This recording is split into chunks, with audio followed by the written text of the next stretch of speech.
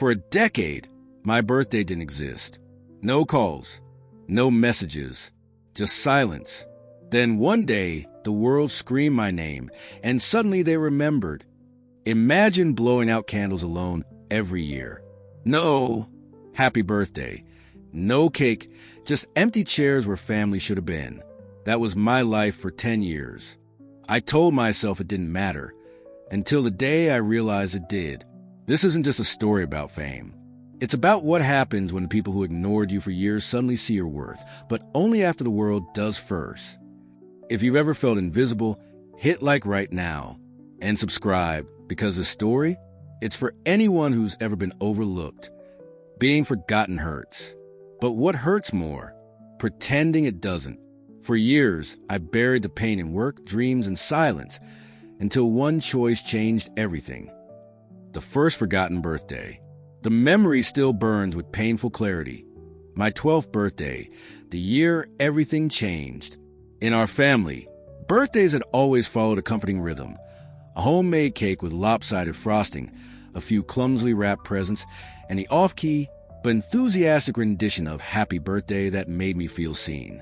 That year, my brother's celebration just weeks before had been unusually elaborate. A theme party with actual invitations, a mountain of gifts, and our beaming parents documenting every moment. As my own birthday approached, I caught myself daydreaming about what special treatment might come my way. The morning arrived with no fanfare, no streamers on the walls, no smell of baking cake, just the usual rushed breakfast routine. I kept waiting for someone to shout surprise or produce a hidden present, but the hours crawled by with agonizing normalcy. By dinner time, when the table looked exactly as it did every other night, the crushing realization set in. My tentative question about celebrations was met with an absent-minded, "Oh, sweetie, we're just so busy this month. We'll make it up to you next year." The casual dismissal cut deeper than anger ever could. What haunted me most wasn't the missing presents or cake, but the unspoken message. My milestones didn't deserve marking. My joy wasn't worth cultivating. That single day planted seeds of doubt that would grow for years. Maybe I wasn't worth remembering. Maybe my happiness was an inconvenience. I learned to smile through the disappointment, to pretend it didn't matter. But children understand more than adults realize. They notice when effort flows freely for others, but dries up for them.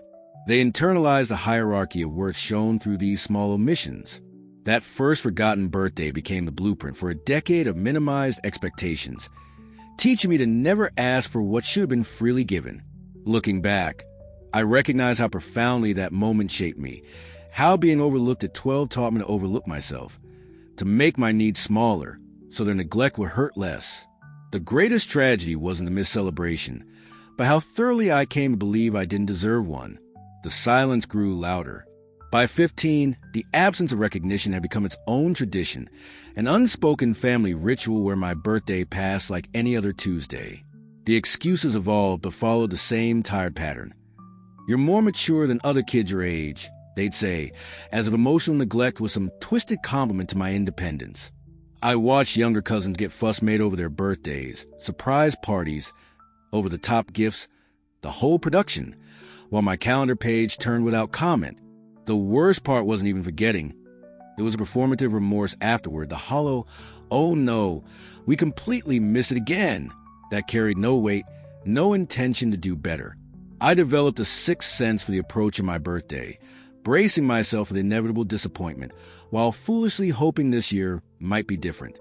The lead-up became a private torture, counting down days while pretending not to, scrolling past classmates' celebratory social media posts with practiced indifference. I mastered the art of deflection when friends asked about my plans. "Oh, just keeping it low-key."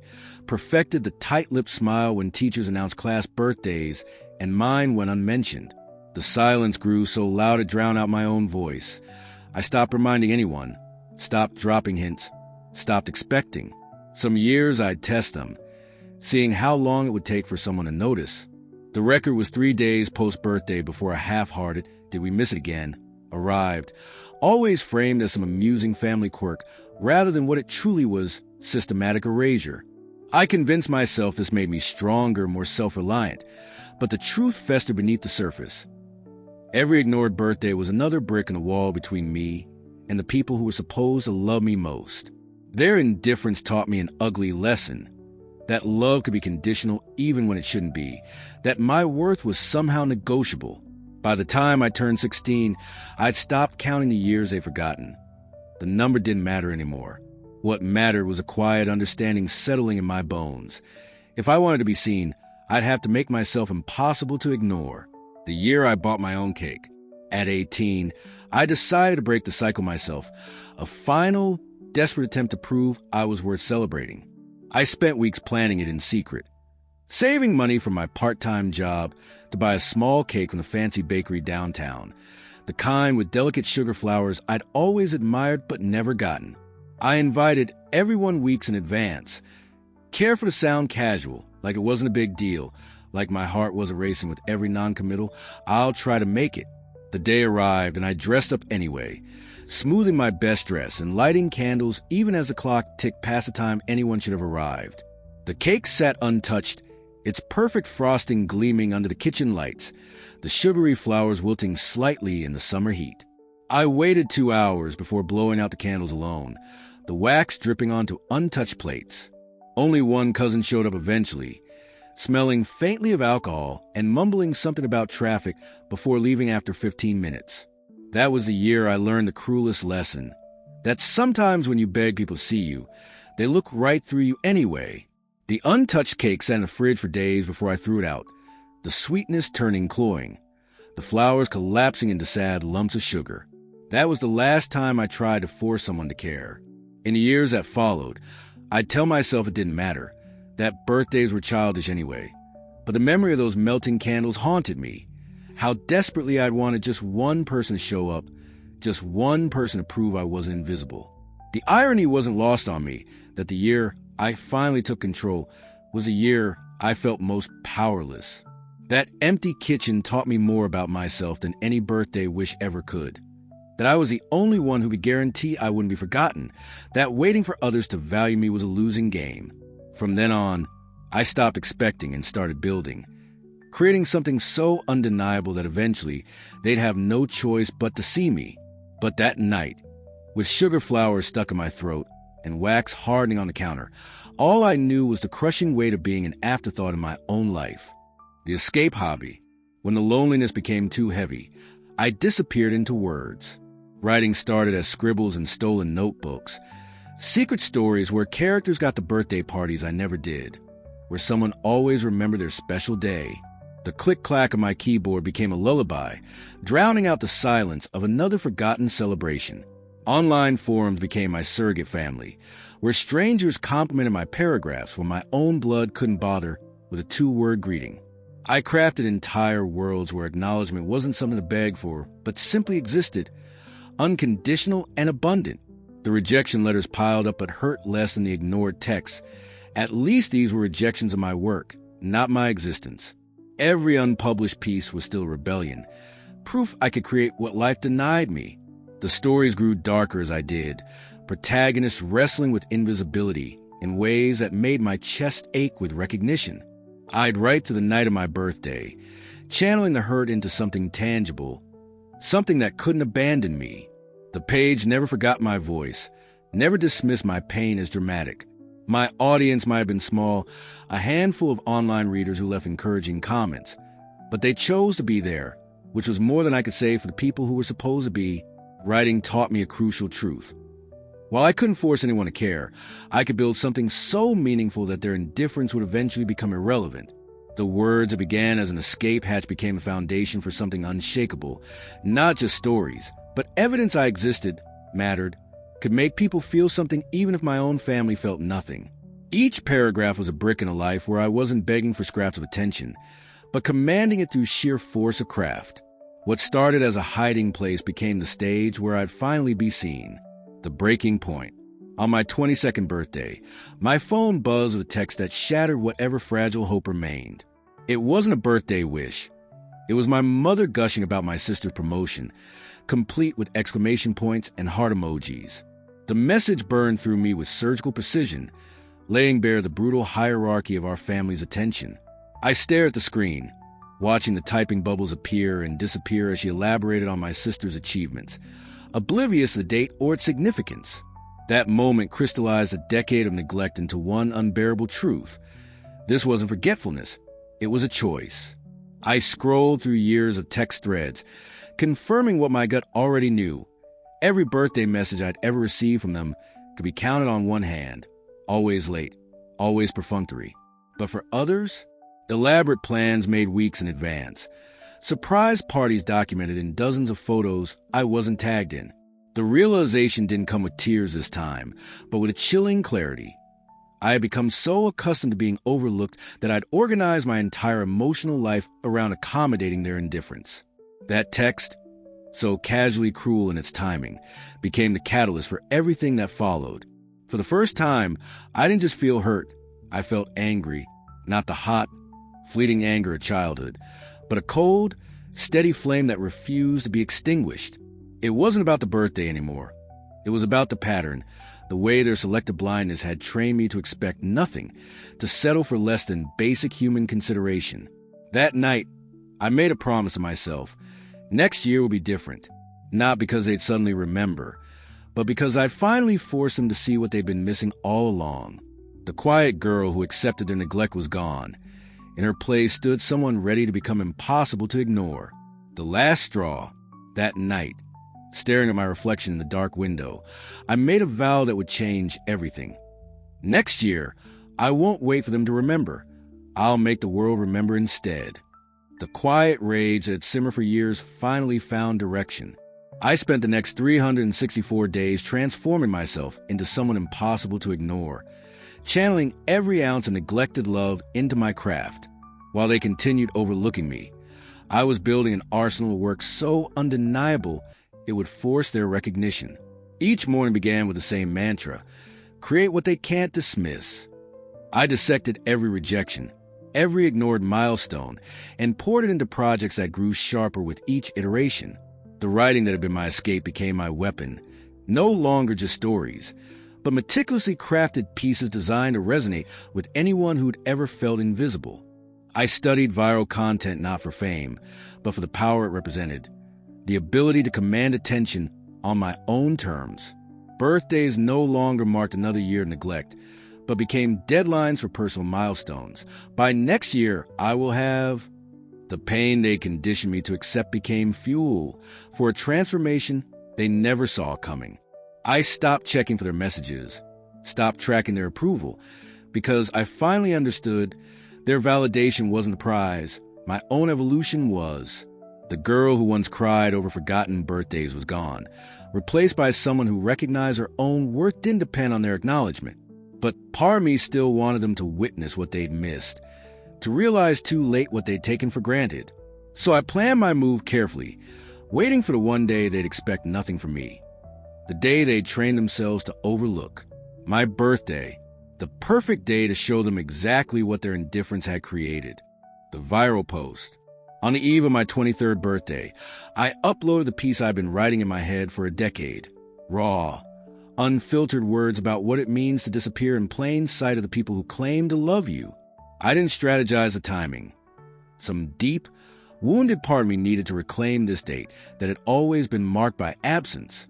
At midnight, as my birthday technically began, I hit publish on the essay and closed my laptop, expecting the usual silence, both from the internet and from my family. But life had other plans. The post caught fire while I slept, spreading through networks of people who recognized their own loneliness in my words.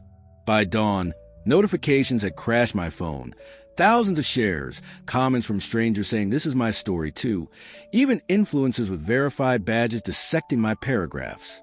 The irony wasn't lost on me. The world was screaming my name on the one day my own blood routinely forgot I existed.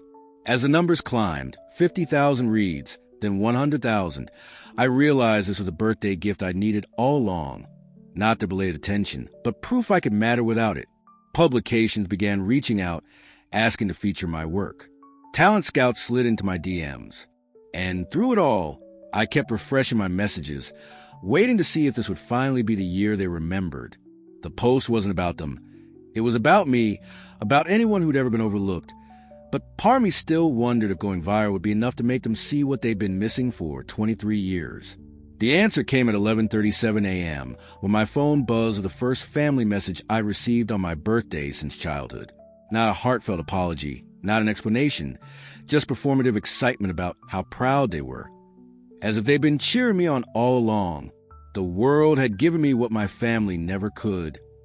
Recognition. And suddenly, their silence didn't hurt anymore. It just didn't matter. The overnight storm. I fell asleep to the familiar silence of another forgotten birthday and woke to a digital earthquake. My phone had transformed into a live wire, vibrating uncontrollably with notifications cascading too fast to read. Overnight, my carefully crafted words had escaped their confines, spreading like wildfire through networks of strangers who saw their own loneliness reflected in mine. The numbers climbed with surreal speed. 10,000 reads by breakfast, 50,000 by noon, each digit erasing another year of being overlooked. Media outlets I'd admired from afar were suddenly quoting my sentences, influencers dissecting my metaphors. My inbox flooded with interview requests and collaboration offers. The validation was overwhelming yet hollow, a bittersweet symphony playing on the one day I'd learned to expect nothing. I refreshed my messages compulsively, not for celebrity attention, but to see if this viral storm had finally reached the people who mattered most. The cruel irony wasn't lost on me. The entire internet knew my name on the exact date my own family traditionally forgot I existed. As shares ticked past 100,000, I realized this wasn't just viral fame. It was cosmic justice, the universe balancing scales after years of emotional neglect. Strangers shared stories of their own forgotten birthdays in my comments, creating an unexpected community of the overlooked. Publications discussed my work with an analytical reverence my family had never afforded my passions. The storm raged around me, appending everything. Yet at its eye was profound stillness. For the first time, their silence couldn't touch me. Whether they noticed or not no longer carried weight. The world had already proven what I'd suspected all along. My voice mattered, even if only to people who'd never met me. The notifications kept coming, but the most important message had already been delivered. Not through their eventual belated birthday wishes, but through the deafening roar of thousands saying what my family never had. We see you. You matter. The storm didn't just make me visible, it made their blindness undeniable. The fake smiles. Their sudden enthusiasm arrived like an overdue package. Wrong contents, wrong address, wrong everything. The same relatives who couldn't spell my name right in group chats now posted gushing tributes with perfect punctuation. Cousins who'd ghosted my existence slid into my DMs with "so proud of you, cuz," as if we'd share weekly coffee dates instead of a decade of silence. The most nauseating was my aunt's Facebook post. A decade-old photo of us cropped to exclude others, captioned, "Always knew she'd shine," with 3 heart emojis. Their performances were so transparent, it almost felt like satire, like they'd all received the same memo. Act like you care before the internet finds out you didn't. I collected their hypocrisy like forensic evidence. Screenshots of their past indifference juxtaposed with current performative pride. The messages followed a pattern. Excessive exclamation points, vague references to all our support, and never, not once, an acknowledgement of the years they'd erased. What fascinated me wasn't even their audacity, but their complete lack of awareness that I remembered every snub, every canceled visit, every birthday where my texts went unanswered. Their sudden affection wasn't love. It was reputation management, a desperate bid to attach themselves to my spotlight before anyone noticed they'd spent years standing in the shadows by choice. The cruelest twist?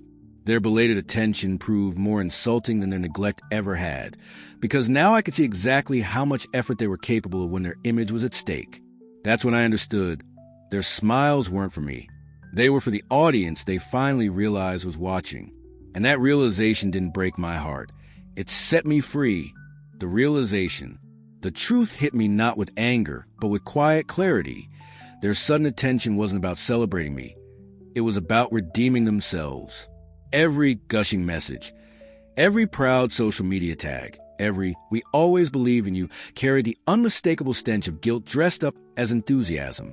I realized with startling certainty that if my success vanished tomorrow, so with their interest, their affection was as conditional as it had always been. only now the conditions had shifted. The most painful revelation wasn't their hypocrisy, but recognizing how little their approval actually meant to me now. The validation I'd spent a lifetime craving turned to dust in my hands, hollow, weightless, utterly meaningless. Their pride wasn't in the years I'd spent honing my craft in obscurity, but for the shiny result they could finally brag about. I saw then what I'd been blind to all along. Their love had never been absent. It had simply been reserved for versions of me that served their narrative. The little girl who cried over forgotten birthdays had grown into someone who no longer needed their selective attention to feel whole. Their belated enthusiasm wasn't a victory. It was evidence I'd outgrown them. The moment I truly became successful wasn't when the world noticed me, but when I realized their notice no longer mattered. Their sudden interest didn't heal old wounds. It simply proved those wounds had never mattered to them. And in that understanding came an unexpected freedom. The freedom to stop measuring my worth by their yardstick, to stop begging for scraps from people who only showed up at feast. The greatest gift fame gave me wasn't their attention, but the irrevocable proof that I never needed it to begin with. I replied to my aunt with one sentence. Funny how belief only shows up when the whole world is watching. Then I threw a party and invited strangers from the internet instead. This isn't a story about revenge. It's about realizing your worth isn't tied to people who only see you when it's convenient. For years, I begged for scraps of attention. Then, I created something that demanded it. Fame didn't fix my family, but it fixed me. It taught me that validation shouldn't come from those who've proven they'll withhold it. So, if you're waiting for someone to finally see you, stop waiting. Build something that forces them to look. And when they do, you'll already be too far ahead to care. Because the best revenge isn't anger. It's a life so full, their absence doesn't even register. If this hit home, smash that like button. Subscribe for more raw stories about turning pain into power. And tell me below, what's the moment you realize you deserve more? You aren't responsible for the love you didn't receive, but you are responsible for the love you choose to accept now.